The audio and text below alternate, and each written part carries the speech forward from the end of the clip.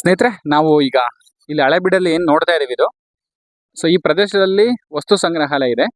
So ಇಲ್ಲಿ ಕಾಣ್ತಿರ್ತಕ್ಕಂಥ ಪ್ರತಿ ಒಂದು ಶಿಲ್ಪ ಕಲೆಗಳೇನಿದೆ, ಇದು ನಗರೇಶ್ವರ ದೇವಸ್ಥಾನ ದಾಳಿಗೆ ಒಳಗಾಗಿ ಹಾಳಾಗಿರ್ತಕ್ಕಂಥ ಪ್ರತಿಯೊಂದು ಶಿಲ್ಪಗಳನ್ನ ತಂದಿಲ್ಲಿ ಶೇಖರಣೆ ಮಾಡಿದ್ದಾರೆ. ಸೊ ನೋಡ್ಬೋದು ಸ್ನೇಹಿತರೆ, ಎಷ್ಟು ಅದ್ಭುತವಾದಂಥ ಶಿಲ್ಪಕಲೆ, ಎಂತ ಹೀನಾಯ ಸ್ಥಿತಿಯಲ್ಲಿ ಇವತ್ತು ಇಲ್ಲಿ ಬಿದ್ದಿದೆ ಅಂತೇಳಿ. ಸೊ ಅಲ್ಲಾವುದ್ದೀನ್ ಖಿಲ್ಜಿ ಅಂತಹ ಮಹಾನ್ ಮತಾಂಧರು ಇಲ್ಲಿ ದಾಳಿ ಮಾಡಿ, ಸೊ ನಮ್ಮ ಒಂದು ಭಾರತೀಯ ಸಂಸ್ಕೃತಿ ಮತ್ತು ಪರಂಪರೆಯನ್ನ ಹಾಳು ಮಾಡಿ, ಸೊ ಅದನ್ನ ತಂದು ಇಲ್ಲಿ ಮೂಲೆ ಗುಂಪು ಮಾಡಿರೋದಕ್ಕೆ ಇದೊಂದು ನಿದರ್ಶನ ಸ್ನೇಹಿತರೆ.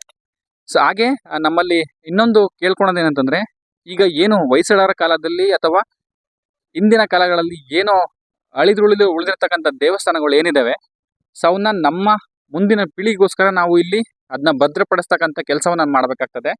ಸೊ ಈ ದೇವಸ್ಥಾನಗಳು ನೀವೇನಿಲ್ಲಿ ನೋಡ್ತಾ ಇದ್ದೀರಾ, ಈ ದೇವಸ್ಥಾನಗಳನ್ನ ನಾವು ಮುಂದಿನ ಪೀಳಿಗೆಗಾಗಿ ಅದನ್ನ ಉಳಿಸ್ಬೇಕಾಗಿರ್ತಕ್ಕಂಥ ಕರ್ತವ್ಯ ನಮ್ದಾಗಿದೆ.